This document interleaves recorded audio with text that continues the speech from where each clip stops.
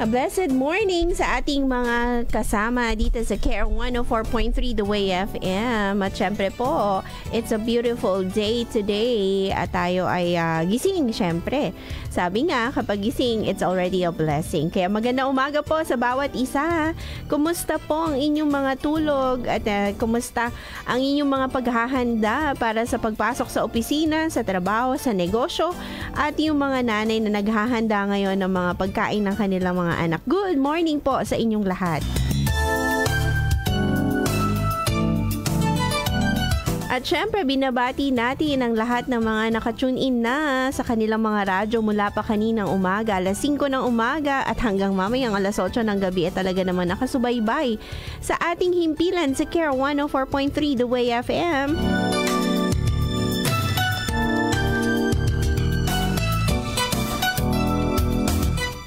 At syempre, magpapakilala muna ako. Nakalimutan na naman natin. Ito po ang inyong programa sa Care 104.3 The Way FM, Negosyo as in Trabaho. At ako po si Yvette Pau, ang makakasama nyo hanggang mamayang alas 9 ng umaga. Magandang umaga po sa bawat isa. At syempre pa, binabati natin ang lahat ng ating mga tagapakinig mula sa 1st, 2nd, and 3rd District of Albay. And we also wanted to greet ang ating mga listeners from Sorsogon. Good morning po sa inyong lahat. And also, our friends dyan sa may Catanduanes, the happy island of Catanduanes. Good morning po sa inyong lahat. At syempre, hindi natin kalilimutan ang ating mga kaibigan sa Masbate. Good morning, Masbate. Good morning, Rapu-Rapu, Burias, and Ticao Island. At syempre pa, binabati din natin ang ating mga kasama sa Camarines Sur, Camarines Norte, Naga, Panikwason. Good morning po sa inyong lahat. At syempre, sa buong Albay, 1st, 2nd, and 3rd District of Albay, magandang umaga po sa inyong lahat. And I am excited to be in Calaguas Island soon. Kaya kung may nakikinig po sa atin from Calaguas, hello and good morning to everyone. Ayan, isang mapagpalang umaga sa bawat isa and maganda po na ating sinisimula ng ating umaga ng may pasasalamat at pagngiti para naman po maganda at happy lang ang ating buong maghapon. And of course, kung gusto nyo pong makipag-ugnayan sa atin dito sa ating himpilan, maaari po kayong tumawag sa ating numero 0998-843-0573. Again, yan po ay ang 0998-843-0573. At kung kayo naman ay nasa social media platform, good morning! Maaari po kayong magmensahe sa ating social media platforms sa Care 104.3 The Way FM. At syempre pa sa YouTube, Care 104.3 DWAY FM at sa ating Instagram, Care 104.3. At kung gusto nyo po sa online streaming, eto tinanong to sa akin ni Ate Nea kagahapon after church. Ate Nea, hello, good morning sa ating napaka-beautiful na Nea. Eto po, if you want to online stream, kasi daw pag nagluluto siya, nilalakasan na lang niya yung kanyang radyo para rinig niya hanggang kusina. Eto po, sa inyong telepono, pwede po kayong pumunta sa bit.ly/thewayfm. Again, bit.ly/thewayfm. At mapapakinggan nyo po tayo sa online streaming. Kaya kahit nasan ka man, basta dala mo ang iyong telepono, anytime, anywhere, ay mapapakinggan mo po tayo. At syempre sa ating Facebook, meron po tayong official sa Messenger, official Karen's official GC. Kaya kung nais mo pong mapa-add dito at maging updated pa sa mga pag-uusapan regarding sa ating himpilan, ay maaari po kayong makipag-ugnayan. Mag-message lang po kayo at amin kayong i-add sa official Karen's official GC.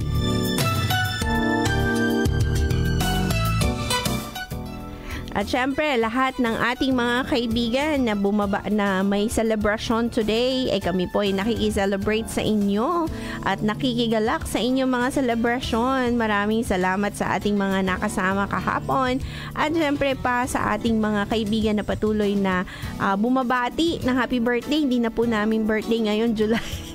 August na po eh. Kaya maganda umaga po sa inyo at salamat sa inyong mga pagbati. At syempre, maraming salamat at kami nakikibati at bumabati sa ating mga kaibigan na may kaarawan ngayon. Maligayang kaarawan at anuman ang selebrasyon na inyong sineselebrate today. Kami nakikisaya at nakikigalak sa inyong mga celebrations. Kaya magandang umaga sa bawat isa. Patuloy lamang po tayong makinig sa ating himpilan hanggang alas 8 ng gabi dito sa Care 104.3 The Way FM, ang FEBC Bicol. Kaya susunod na po ang tabayanan natin. Susunod na ang Pro Tips ni Maloy Malibiran sa Lumbides.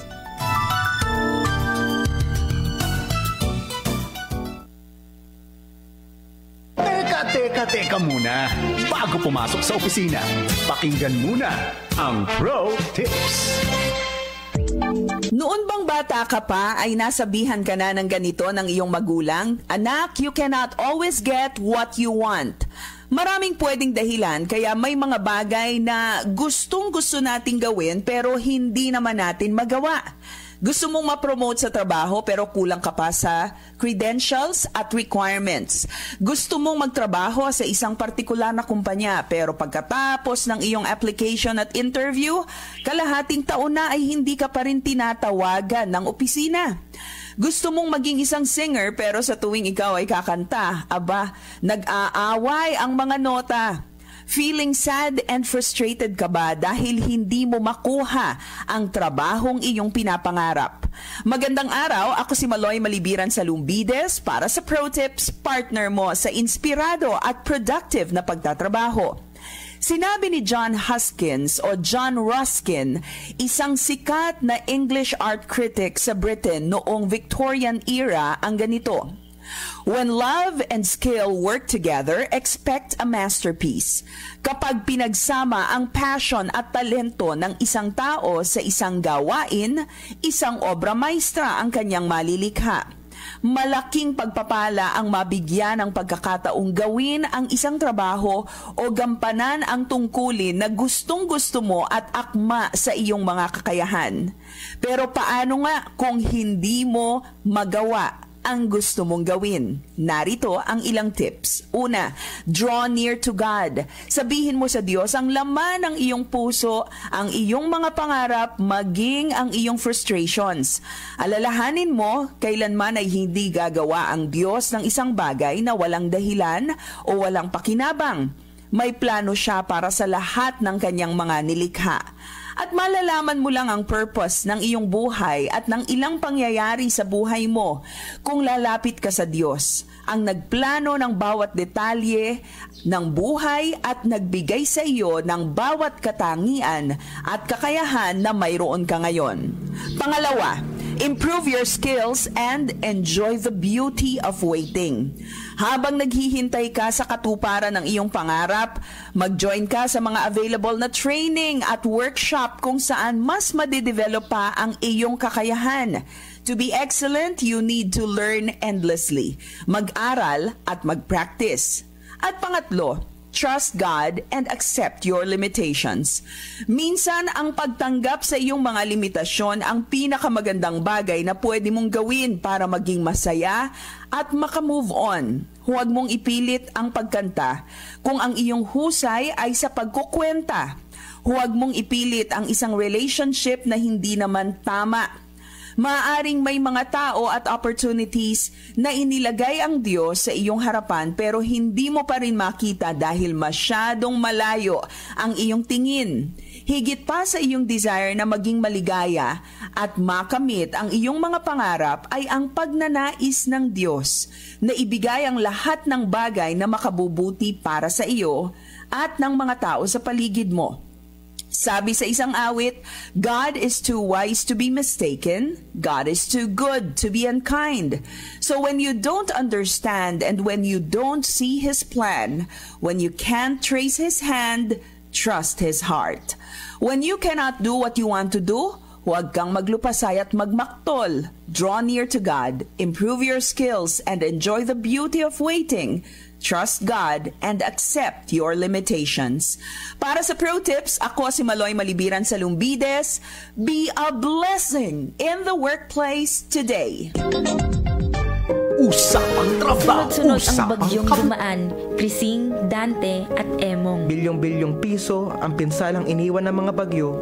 Sa infrastruktura at agrikultura sa bansa. Marami ang nawalan ng tirahan, kabuhayan, maging ng pag-asa. Kaya tara na't magbayanihan! Magtulungan para sa ating mga kababayan! Iaabot ang inyong suporta sa pamamagitan ng World Vision, Operation Blessing at PhilRads. Mga partner natin on the ground. Para sa agarang pagtugon sa panahon ng krisis. Magbayanihan! Manalangin. Magbigay. At sama-sama tayong umahon. Simulan natin ngayon. Para sa iba pang detalye, makipag-ugnayan sa 0927-778-6909. Sali na para sa FEBC Bayanihan!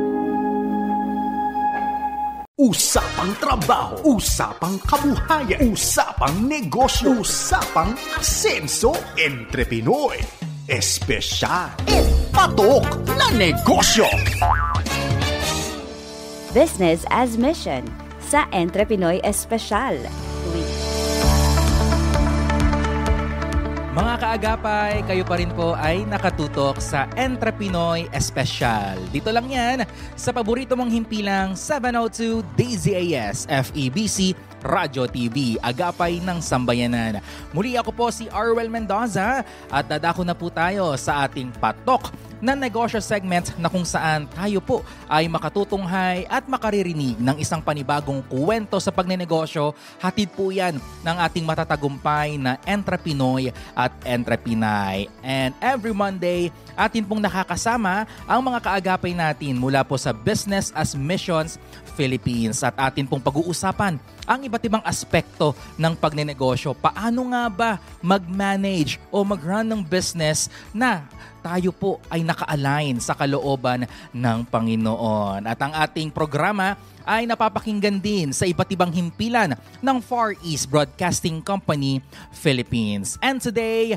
isa pong Entre Pinay ang ating makakakwentuhan ngayong umaga. Siya po ang owner ng CPV Malipero and Associates Insurance Agency, Inc. Let us all welcome sa ating programa, walang iba kundi si Ma'am Carol Malipero. Ma'am Carol, good morning po sa inyo. Hello, good morning sir. At magandang umaga, umaayong buntag sa inyong tanan nga naga-tanaw karon diri sa estasyon. Yes, talagang special po ang ating episode today dahil kami po ay nasa lalawigan ng Davao at ang ating mga makakapanayam dito ay yung mga mauhusay natin at successful na entrepreneurs. Kamusta naman po kayo, Ma'am Carol? I am good. Okay talaga ako ngayon by God's grace. Wow, praise God. And salamat po ma'am for joining us today. Salamat po sa paglalaan ng time ninyo para po mas makilala kayo at makarinig ng inspiring story mula po sa inyo. But before anything else, Ma'am Carol, baka meron kayong mga gustong batiin or special greetings po na gusto nyong i-shout out this morning. Una sa lahat, magandang araw sa inyong lahat. Gusto ko pong batiin ang aking mahal na pamilya, ang aking asawa si Arsley, at ang aking mga anak si Tricia. Siya ay resident doctor ngayon sa UST. Si Louie naman ang siyang assistant ko ngayon sa insurance. Ang pangatlo kong anak si Jesu, medical student sa UST. And ang pang-apat kong anak si Vince, estudyante pa siya ngayon sa UST. At syempre yung daughter-in-law ko, si Daryl, na asawa siya ng aking pangalawang anak. Ayan. At of course, ang mga lahat ng kaibigan ko at mga kliyenteng naging kaibigan na rin. Salamat po sa inyong pag-join sa amin this morning. Kayo nga po ma'am ang owner ng CPV Malipero and Associates Insurance Agency Inc. Ma'am, can you give us an idea ano po ba yung nature ng negosyo and what are the services that you're offering sa ating mga clients? Ako po ay nasa life insurance distribution. So, ang ibig sabihin nun, I help families and individuals prepare financially for life's uncertainties like death, critical illness, disability, and retirement. So usually, I offer them protection and also investment-linked products. And ako po rin yung president ng CPV Malipero Insurance Agency, Inc. Mm-hmm. And how long have you been in the business, ma'am? Basically, I started when I was 22 years old. So, sideline ko lang siya nung nasa bangko pa ako. Nagsimula ako nag-agency 12 years ago. 12 years ago. At Yes. kamusta, ma'am, yung naging simulain? At ano yung nagtulak sa inyo, ma'am, na kayo po ay nag-decide na magtayo ng sarili nyong negosyo? Bago po yan, actually, naniniwala ako na ang Panginoon ang naggabay sa akin na mapunta dito na sa insurance kasi hindi ko naman akalain, I am a CPA nga pala. So hindi ko alam na dito pala ako papunta din sa insurance. So may panahon noon na kami mag-asawa, sa pagsisimula pa lang namin, syempre may financial struggles kami. So may ang husband ko nagnegosyo sa farming pero hindi lumago.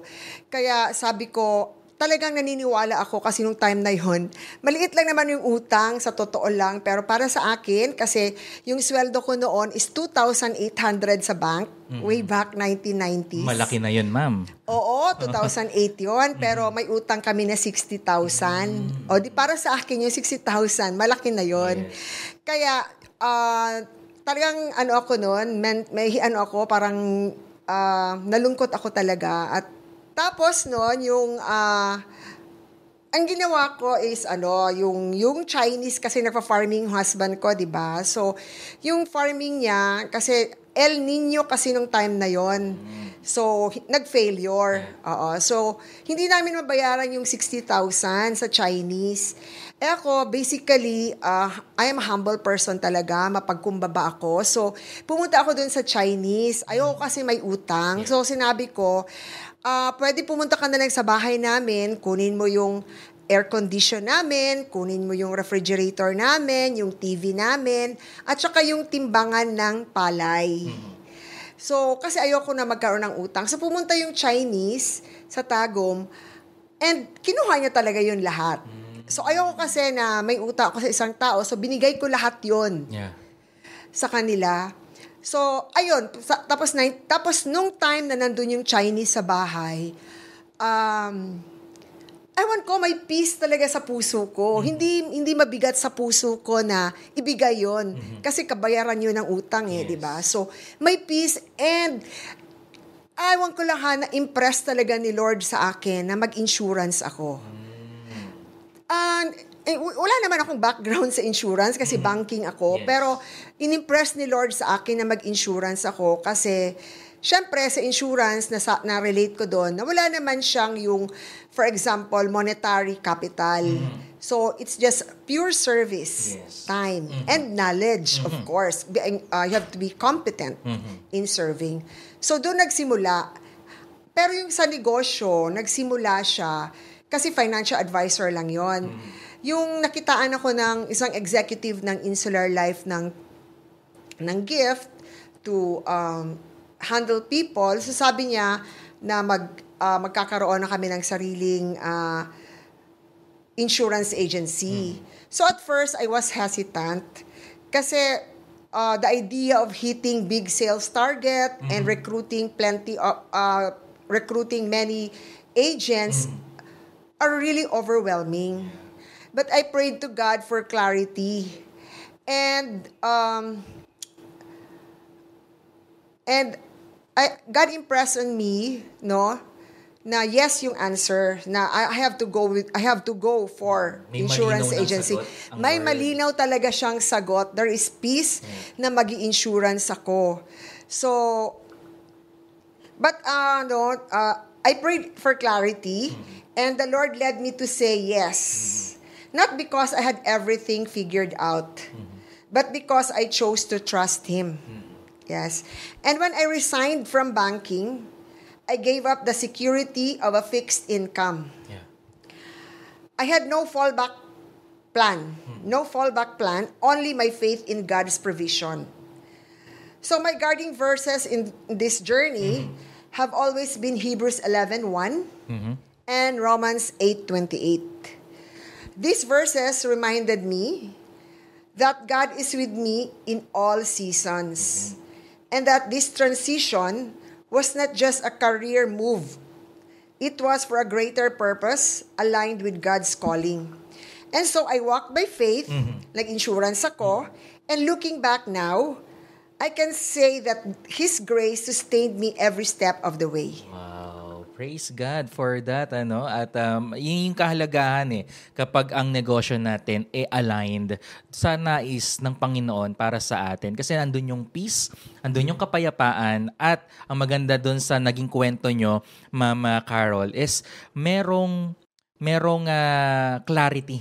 Yes. Doon sa inyong decision. Kasi crucial yung desisyon na magtayo kayo ng sarili nyong negosyo, maganda na po yung career nyo, malayo na po yung narating ninyo through your career, and now you're starting a new business, which is hindi talaga madali sa umpisa. Maraming struggles, and yet si Lord along the way kasama po ninyo. He's still working sa inyong negosyo. At kung tatanungin natin yung mga negosyante, ma'am, maraming mga kasagutan bakit sila nagtatayo ng business nila. At siguro ilan sa mga karaniwang sagot, gusto nilang kumita, gusto nilang umasenso, o yung iba nagtatayo ng business, it is because meron silang advocacy na gusto rin nilang gawing profitable para masustain yung kanilang negosyo. And those are the interests ng mga negosyante. But now, ma'am, isa sa mga katanungan na dapat sagutin ng ating mga negosyante is God's interest ahead of ours? Yung interest ba natin bilang isang negosyante, align pa ba o mas nangingibabaw pa ba yung kalooban o interest ng Lord kesa sa sarili nating interest? Is our business in line with God's purpose? So for you, ma'am, how can we reorient our priorities to make sure that God's interests remain ahead of our own, lalong-lalo na po, ma'am, sa larangan ng pagnenegosyo? Okay, as a backgrounder, nung nag-start kasi ako sa insurance, naka-align kasi CPA ako, so it has to deal with the finances, right? And insurance has to deal also with the finances. And in my mind, yung insurance kasi is a tool kasi gusto ko to eradicate poverty in the Philippines. I mean, yun yung dream ko ba, na wala na sanang poverty. Kasi pag yung breadwinner namatay, kawawa naman yung mga anak na yun, tatrabaho na lang, wala na silang pang-eskwela.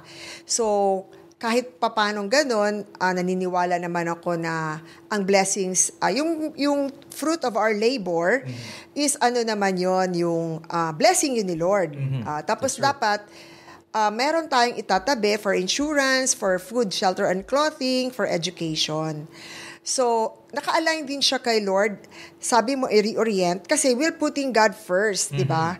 It means aligning our work with eternal purpose, not just profit. Yeah. So, in me, sa part ko naman, each client interaction is part of the Great Commission to share God's love, hope, and truth.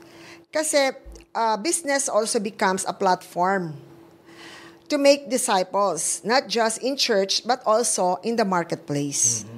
That's true, At kapag naka-align tayo sa purpose, na mula sa Panginoon, mas nagiging kagamit-gamit din yung ating negosyo para po sa kanyang ministry. Kumbaga, God blesses our business to be a blessing din po sa ating mga kababayan. Kaya mahalaga po na we put God first sa ating negosyo. And paano yun po na isa sa buhay yun, ma'am?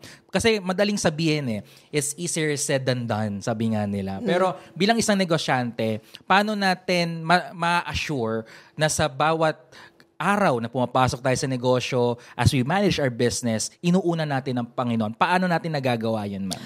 Ako kasi, dalaga pa ako, na born again ako. So I was taught to spend time with the Lord, to yung quiet time and reflection. And every time I go out, I got 'di ba sabi ko Hebrews 11:1, so by faith. So hindi ko pa alam talaga no kung saan ako pupunta, saan kliyente, pero naniniwala talaga ako kay Lord na siya talaga ang gabay. Sa sitwasyon ko, for example, pumunta ako sa isang kliyente. Pagkatapos, nung pumunta ako doon, pinakilala, referral lang siya. So, nung pumunta ako doon sa kliyente, hindi niya ako kilala, pinapasok niya ako sa bahay. So, imbis na magbenta ako ng insurance, siya na tuloy ngayon ang nagsasabi ng mga problema niya. Sa asawa niya, na ganito-ganito daw yung asawa niya, ganito-ganito yung asawa niya. So, ako naman ay nakikinig. So, hindi ako makapagbenta kasi siya nga ang nauna na magkwento sa kanyang buhay. So, dahil doon, nasishare ko si Lord. Tapos, nasishare ko yung gospel sa kanya. And then, pagkatapos, transition, nagsisegue, syempre, spiritual, and then, physical and material. So, sinabi ko, may problema ka pala sa asawa mo. Sige, pag-pray natin. Tapos, mabuti din naman, kasi siyang padre de pamilya, pwede natin siyang i-insure.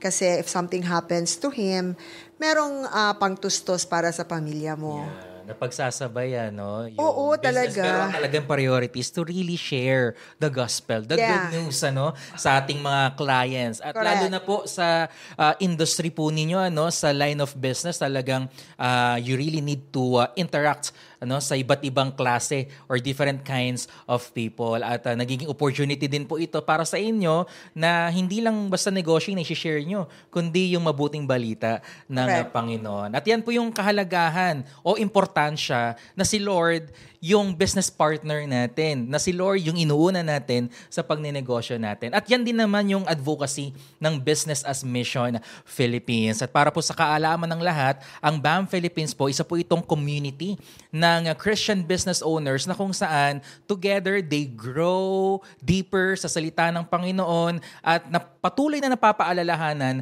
na ang negosyo, it is not about us. It's all about God. Yes. Our work is our worship para po sa Panginoon. And you've been part of Business as Mission Philippines. Can you share sa ating mga kaagapay paano po kayo naging kabahagi ng Business as Mission Philippines? May imbita sa akin si Sister Gina Espejo, yung owner ng MX3. And yun, nag-join ako kasi sabi ko nga na gusto ko ring mag-grow more in my faith in Christ. At nakita ko naman na naka-align yun sa belief ko. Kaya nag-join ako ng BAM. At nung kayo po ay nagsimula ng mag-join sa BAM, how BAM has helped you po? Ano yung mga nabago sa inyong perspective bilang isang negosyante? Syempre ultimately, our goal is God. Amen. So, every time we work, our goal is not for profit. So, profit is just a tool. So, combine mo yun. Hindi din na masama mag-profit kasi yan din yung kailangan natin para mabuhay tayo physically and be able to be a channel of blessings to others. Ayan nga, meron kasing tinatawag na 4Ps ang Business as Mission Philippines, yung kanilang advocacy. So we have profit, we have purpose, people and planet. So ilan yan sa mga patuloy na sinishare ng ating mga kasama sa Business as Mission Philippines na mapaalalahanan na ang negosyo, hindi lang yan basta pang sariling interest, which is yung profit, kundi marami pang aspekto na dapat tignan ng isang negosyante para mas mapalago, mas mapaunlad ang pagnenegosyo and doing our business in God's way. Kasi tayong mga tao, 'di ba, we tend to control or manage our business in our own, pero ang perspective kasi ng Biblia hindi 'Di ba? Sabi po sa Colossians 3:23, whatever we do, we must do it for His glory. And glory alone. Ibig sabihin, kapag ang buhay po natin nasa Panginoon na maliit man o malaki ang ginagawa natin sa negosyo, ginagawa natin yan with excellence. Because we are serving an excellent God. At kakibat niyan, kabahagi niyan syempre tayo din bilang isang negosyante, aligned yung puso natin sa kanyang gawain. And now, as your company grows and prospers, dahil matagal na rin po kayo sa pagnenegosyo, ano pa po yung plans nyo dito po sa CPV Malipero and Associates Insurance Agency Inc.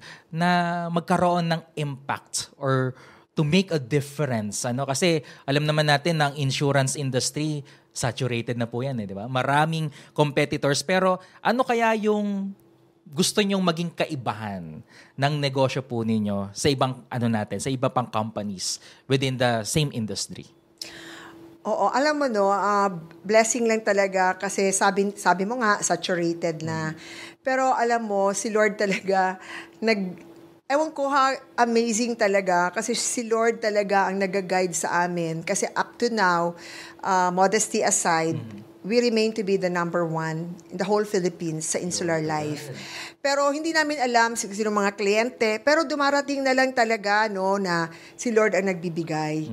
So, ang sa amin naman kami talaga mag-asawa, ang ginagawa namin is services. So, hindi kami nag-offer ng malaking premium, kundi maliit na premium sa malaking coverage. So, matrabaho yun. Talagang matrabaho yun. At saka, syempre, gusto namin na hindi lang profit, kundi we really care about the people. And of course, sinasali ko talaga doon na dahan-dahan, nagsishare ako sa mga business owners. Marami na din akong na-sharean about the gospel. And yun, yung edge siguro namin over dun sa mga iba is, iba yung positioning namin sa insurance. Yung protection talaga yung coverage. So kahit na medyo maliit lang yung premium, malaki yung coverage. So yun yung kaibahan namin. At saka of course yung full-time kaming nagsiserve sa clients. Yun, wala kaming trabaho talagang iba. Wala kaming ibang negosyo. Meron kaming poultry pero focus din kami talaga sa insurance. Wow, and praise God for that. And God willing, patuloy pang gamitin ng Lord ang inyong negosyo to be a blessing din po sa ating mga kababayan. And as a business leader, kayo nga po ang president ng inyong company, yung mga natututunan natin from BAM, paano niyo naman po ito na ipapasa sa mga empleyado natin? Actually, di natin sila tinuturing as employee. Co-steward natin sila, co-owner natin ng ating business. So, paano niyo po na ipapasa ito sa kanila? Ang pagiging mabuti sa kanila, oo, yung binibigay yung sapat na sweldo. Kaya nga kasi 'di ba kami yung sa insurance, parati kami nagbibiyahe, libre 'yon, 'di ba? Libre. So, ginagawa ko rin 'yun sa mga empleyado ko. So, last year, pinabiyahe ko sila sa Singapore. Free yon lahat. Free airplane, board and lodging. And nagbibigay din ako ng, syempre, yung incentive. Oo. Yeah. Of course, sinishare ko rin ang gospel sa kanila. Yun ang sa ang mga empleyado ko. Yeah, at sa mga kliyente din. Yes. Sa mga kliyente din, may integrity talaga. Oo. Hindi yung nagmi-misrepresent ka ng product. Talagang kung ano yung diniscuss namin, walang misrepresentation. Tapos kung along the way, may mga clients na parang parang gipit sila. So, kahit na wala ng commission yun, tinatrabaho namin na paliitan. Siniservisyo talaga namin ang mga kliyente. Kasi kasi yung pagserbisyo mo sa kliyente, hindi naman yun sa kliyente, sa Panginoon yun Yeah. Yung commitment mo sa kliyente, offer mo yun as if you are working for the Lord. Amen. And now you're joining BAM. For you, ma'am, how is it important to maintain integrity in your company, especially not just to your employees, but also to your clients? How is it important, ma'am? First, I have learned that everything comes from the Lord. So, I ask for God's faith and even integrity. So, to maintain it, I have to continually cling upon God. and to commune with Him always, to read His Word, to join Bible studies, and learn from other believers also. Kasi kung tao tayo, wala tayong relasyon sa Diyos, talagang mawawala tayo sa landas. So, first really is to read God's Word, and then apply it, of course, learn with other believers in Christ. Yes. Yeah. Actually, maganda yung punto nyo na hindi lang basta magpakalalim sa salita ng Panginoon, but also to join a community. Yes. Kasi nga, di ba, pagdating sa negosyo, karamihan sa mga business owners natin, top level na, sila na yung nagmamanage mismo, they also encounter a lot of struggles. Na minsan, wala silang outlet, walang mapagsabihan, and there's this concern na baka pag nag-share sila, hindi sila mapakinggan. Pero dito po, sa Business as Mission Philippines, lahat welcome. Di ba po? You can be vulnerable and you can open up everything na pinagdadaanan mo sa negosyo. And at the same time, meron ka community na kung saan, alam mo, pinapanalangin ka, pinagpe-pray ka, and together, lumalago nga po kayo sa salita ng Panginoon at ano ba yung tamang prinsipyo ng Diyos pagdating sa pagbe-business. Now, ilan po sa mga panghuling katanungan ko na lang, Ma'am Carol. Is it really possible? Ayan, dako po tayo sa last 3 questions natin. Is it really possible to run a thriving business while fully prioritizing God's interests? So, possible po ba talaga na mapagsabay o bilang isang negosyante, manguna pa rin ang interest ng Panginoon kesa sa pansarili po nating interest? Yes, that requires intentionality. That requires intentionality and staying in God's Word, praying over decisions every time you make a decision, and walking, of course, with integrity, as I've said. When God is at the center, even our business becomes our worship. Amen. Yes. And success isn't just about growth. It is about fulfilling God's will. And now, Ma'am, dahil nga malawak na po ang inyong karanasan sa pagbibusiness at matagal na rin po ang inyong negosyo, how do you want your company to be remembered? Ang gusto ko lang talaga na ma-remember na ako ng company ko is I want to be remembered na we are not only about profit, but really about people, that we care about them. Yes. So we care about their family. Yeah. So making profit is not bad. We can use that, 'di ba? So, yun. At kapag ganun po yung pangangalaga natin sa ating co-steward, for sure, sila rin po ay may encourage na ibigay pa yung 100% ng kanilang pagninegosyo. At sama-sama nga po tayo dito sa pag-asenso o pag-unlad ng ating negosyo. At syempre, dahil po yan sa biyaya at katapatan ng Panginoon. At panghuling katanungan na lang po, Ma'am Carol, ano po yung mensahe po na gusto nyong i-address o i-share sa ating mga kaagapi? Lalong-lalo na, Ma'am, sa mga katulad po ninyong negosyante na nakatutok po sa atin ngayon? Kasi in line with my business, so doon ko ibabasa yung message ko. Okay? So life insurance is not a luxury. It is a necessity, like just food, shelter, and clothing. It is a systematic way of love. It says, even if I am no longer around, I've thought of you, provided for you, and protected you. So, my challenge is we have to be a good steward, be ready, don't delay, and protect the people you love. 1 Timothy 5:8. But if anyone does not provide for his relatives, and especially for members of his household, he has denied the faith and is worse than an unbeliever. So, itong 1 Timothy 5:8. This supports the principle of providing for your family, and life insurance does exactly that. Yes. Go ahead, ma'am. Opo. At dito nga po natin na makikita na ang pagnenegosyo, hindi lang siya dapat talaga nakatuon sa kung ano yung pwede nating makuha, kung ano yung dapat na mag-benefit tayo, kundi mas sinasa puso natin, mas pinaprioritize natin paano ba magiging pagpapala yung negosyo sa ating mga kliyente, sa ating mga kababayan. Kaya po mahalaga na hindi lang natin ito binabalanse, kundi pinaprioritize po natin na yung kalooban ng Lord, yung nais ng Lord ang siyang maganap sa ating pagnenegosyo. Kasi kung tayo lang din naman po magkocontrol ng business natin at hindi natin i-consider o isasama ang Panginoon sa negosyo, it's still useless. Sabi nga success without God, is not success at all.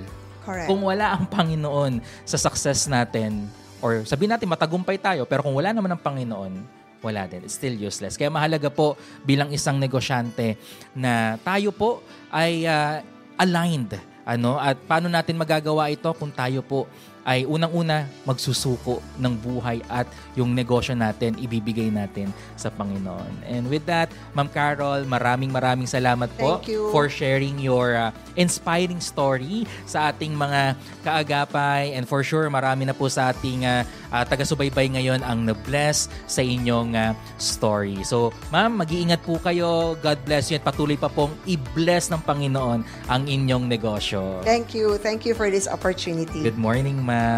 Mga kaagapay, atin pong nakapanayam si Ma'am Carol Malipero, ang President ng CPV Malipero and Associates Insurance Agency, Inc.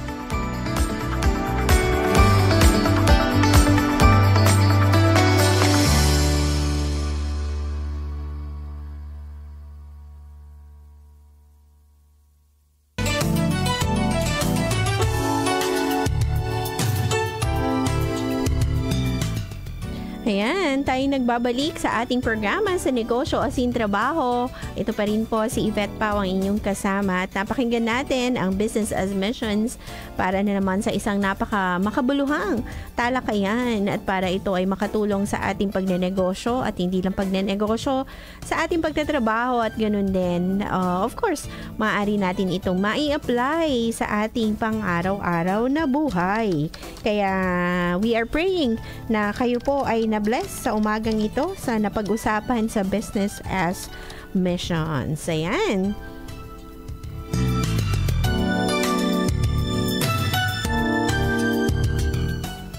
Kaya maraming salamat po sa pagantabay sa atin dito sa ating himpilan at syempre pa nais nating batiin ang ating mga nakasama ngayong araw na ito, ang ating mga talagang sumusubaybay sa ating mga programa sa Care 104.3 The Way FM. Ayan.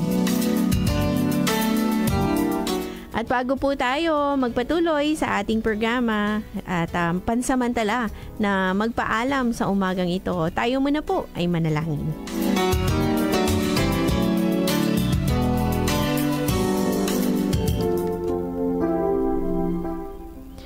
Abba Father, we thank you and we praise your name. Sa umagang ito, Panginoon, kami po ay patuloy na humihingi sa iyo ng gabay at lakas upang magampanan namin, Panginoon, ang aming mga gawain sa buong maghapon, Panginoon. At pagpalain mo po ang bawat isa at lalong-lalo na po ang aming mga tagapakinig, ang aming mga workers, mga papasok sa kanilang trabaho, ganun din, Panginoon, sa mga negosyante, Panginoon, na nagnenegosyo. We pray, O God, na sila ay gabayan at ingatan mo saan man sila naroroon, Panginoon. Maraming salamat, Panginoon, sa patuloy na pag-iingat mo sa bawat isa at ang salamat, Panginoon, sa kalakasan na nagmumula sa iyo. Ito po ang aming pagsamot dalangin sa pangalan ni Jesus na aming Diyos. Amen and Amen.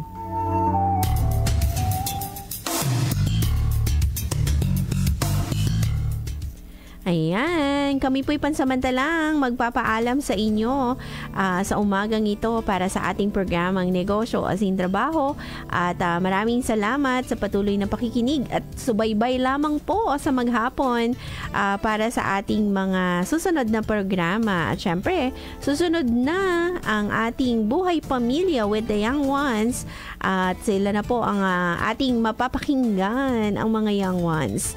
Ayan, ito po muna si Yvette Trabaho nagpapaalam sa inyo pansamantala. At syempre, salamat sa pagsama sa akin ngayon sa technical side, Don Ramon. At syempre, sa inyo pong lahat na sumubaybay at nakinig sa ating programa. Negosyo as in Trabaho. Ito pong FEBC Bicol Care 104.3 The Way FM. Bye everyone! Be a blessing to someone today. Bye!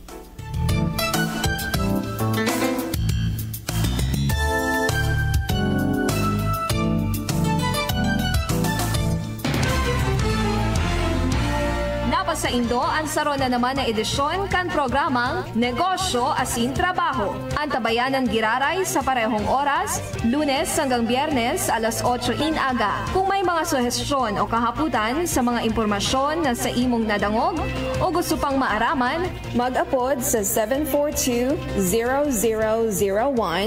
o kaya mag-text sa 0929-359-4298 o sa 0946-763-9858 o sa 0915-931-7184.